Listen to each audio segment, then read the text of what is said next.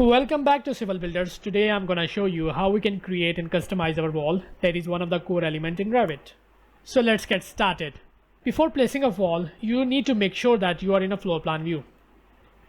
And navigate to the Architecture tab and choose Wall from the toolbar. Over here in the Properties panel, select the wall types. And from this Location line drop-down, select the wall center line. And choose its base level and top level. Now click in the drawing area for its start point, drag and click again for its end point.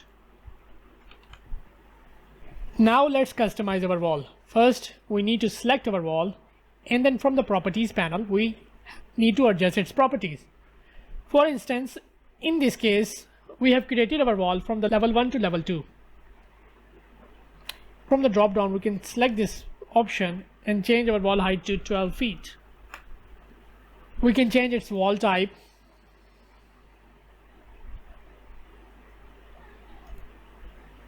Location line in Revit determines how our walls are aligned or placed. Now create another wall using WO command, and this time I choose my location line to finish face exterior. When I place my wall, its exterior face is aligned with my grid line. Similarly, if I choose wall center line, then center of my wall is aligned with this grid line.